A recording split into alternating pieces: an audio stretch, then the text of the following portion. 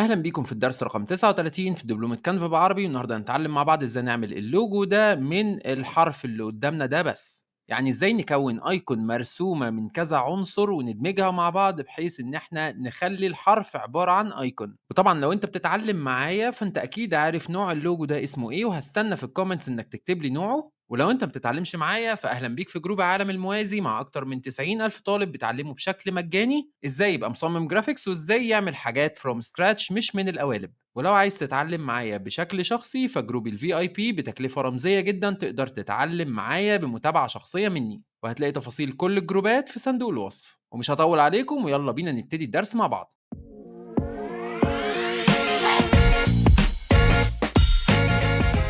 واول حاجه هنعملها زي ما اتعودنا ان احنا نفتح موقع كانفا ونيجي هنا نعمل كرييت نيو تمبلت او انشاء قالب جديد، وبعد ما تضغط عليها تختار من هنا لوجو. لو مش موجود عندك الاختيار ده هتيجي في السيرش بوكس هنا وتكتب لوجو او شعار هتلاقيه ظهر لك. وبعد ما ظهر لي القالب الفاضي ده هبتدي ان انا اكتب فيه اسم البراند بتاع النهارده اللي هو افرودكس ستوديو ديزاير. ومعلش هو اسم ملعبك شويه ولكن انا قاصد ان انا اخليه طويل عشان اخليك تتعلم ازاي تتعامل مع اسماء البراندات الطويله. فاول حاجه هعملها هو اسهل حاجه في اللوجو ان انا اكتب اسم البراند، وعشان اكتب كلام هاجي هنا على التكست بوكس واعمل اد ا تكست بوكس. وبعد كده كتبت اسم البراند زي ما انت شايف افرودكس ستوديو ديزاير. هبتدي ان انا احطه في الحجم المناسب اللي انا عايزه اللي هو 10، وبعد كده هختار الفونت من هنا فونت اسمه بارون زي ما انت شايف كده. معلش كتبناه غلط، بارون اهو. بعد كده هتيجي هنا تختار الريجولار، وبعد ما اخترته كده انا خلصت اسم البراند. شفت السهوله ازاي؟ تروح منزلهولي تحت كده شويه علشان نفضي مكان بقى للايكون اللي محتاجه شغل كتير. والايكون زي ما اتفقنا احنا هنكونها من حرف واحد، فتعالوا نكتب الحرف بتاعنا. هنيجي هنا على التكست بوكس نعمل اد ا تكست بوكس، بعد كده ببساطه هنكتب حرف الدي. بعد كده همسك الحرف اللطيف ده اخلي حجمه 80 زي ما انت شايف كده 80، وبعد كده هاجي على الفونت اختار فونت اسمه باي كيوبيك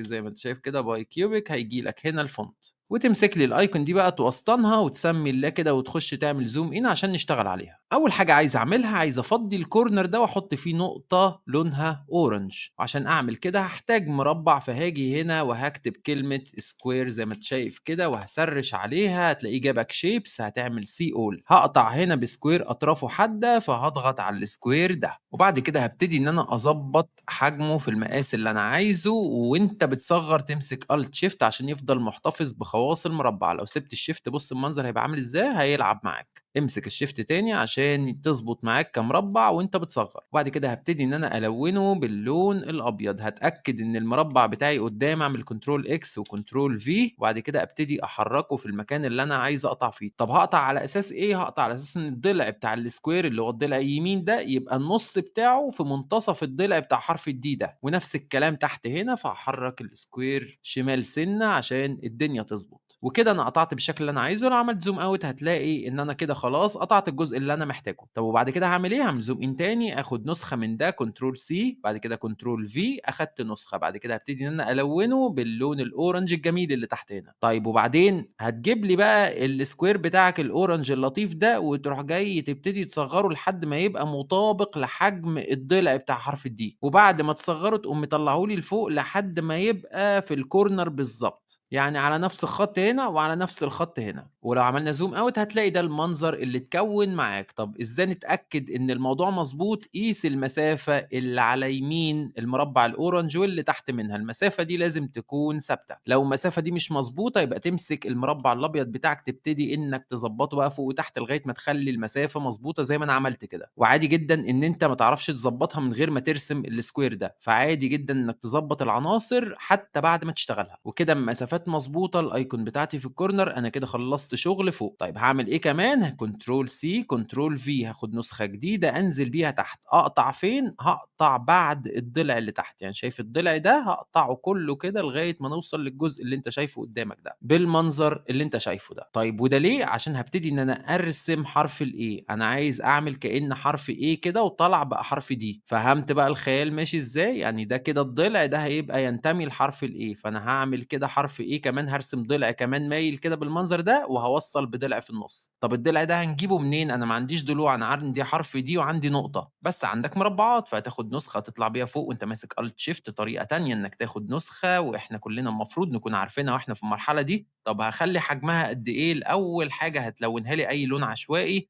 تاخدها لي بقى على الضلع ده، تعمل نفس اللي عملته بالضبط، تخلّي حجمها قد الضلع ده بالضبط، بعد كده تجيبها كده يمين شوية وتخلّي لي لونها نفس لون حرف الD، وهتيجي لي كده في الposition عشان أنا عايزها بالعرض، تيجي في position تنزل تحت خالص عند كلمة rotate وتخلّي 90 درجة عشان تيجي بالعرض. وهنيجي بقى لأهم جزء لازم تركّز فيه، وهو إزاي نربط حرف الA بحرف الD. طب فين حرف الA؟ هناخد ده على جنب شوية عشان نفهم. ده المفروض الضلع الشمال لحرف الA، الضلع اليمين هيبقى مايل كده بيوصل ما بين حرف الA والD، والمفروض إن ده الجزء بتاع حرف الA اللي هو بيبقى في النُص. فده هناخده على جنب عشان نشتغل على رواقة، وبعد كده نرجع ناخده نحطه في مكانه ونضبّط حجمه. والجزء ده مهم جدًا، ولو فهمته هتعرف تشكِّل أي حرفين مع بعض، حرفيًا ممكن تمسك أي حرفين تحاول تطبّق فيهم اللي أنا باعمله دلوقتي. والعنصر اللي هنستخدمه هو عنصر الخط، فهتيجي هنا في الelements وتكتب لي line فوق وتختار من الshapes الخط بتاعك، وبعد ما ضغطت عليه جالي هنا هابتدي إن أنا أخلّي سمكه قد سمك حرف الA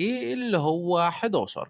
الحجم بتاعه طبعًا هيصغر، وتبتدي إن أنت تحطه بالمنظر ده وتوصّل الطرف بطرف الA من فوق والطرف التاني بطرف الD من تحت بالمنظر اللي قدّامك ده. تبتدي بقى إنك تضبّط الموضوع بالشكل ده. أول ما توصل للشكل ده هتيجي هنا من الline type تضغط عليها وبعد كده تخلّيه curved. أول ما تختار curved هتلاقي في نقطة تالتة ظهرت لك بالمنظر اللي أنت شايفه قدّامك. النقطة دي بتخلّيك تتحكم في مدى ميل الخط بتاعك. ودي الحاجة اللي لازم بقى عشان تتقنها تقعد تحاول كتير جدًا، يعني لازم تضبّط حرف الA من هنا بحيث يكون انسيابي ونازل على حرف الD بانسيابية، ما يكونش بالمنظر اللي قدّامك ده حتّة بارزة تحت أو حتّة فارغة فوق، لازم يكون متضبّط بشكل انسيابي بشدة. فأنا كده ضبّطته قدر المستطاع، هابتدي إن أنا بقى ألعب في الجزئية دي من هنا، أحرّك الcurve شوية كده يمين بحيث إن أنا أضبّط الموضوع بشكل كامل. لو طلعت فوق هنا هتلاقي في جزء هنا عِدِل، بعد كده ابتدى يميل فجأة، مش عايزين كده، عايزين نخلّي الموضوع مايل بانسيابية. فهتبتدي تجيب الخط كده سِنّة يمين بحيث إن هو يبقى نازل بشكل يعني انسيابي أكتر زي ما أنت شايف دلوقتي. وبرضه هابتدي إن أنا أضبّط الcurve بتاعي بحيث يعني يبقى ضابط بقدر انسيابي عالي ما يبانش كإن هم مدمجين مع بعض، أنا مش عايز الdefault ده يبان.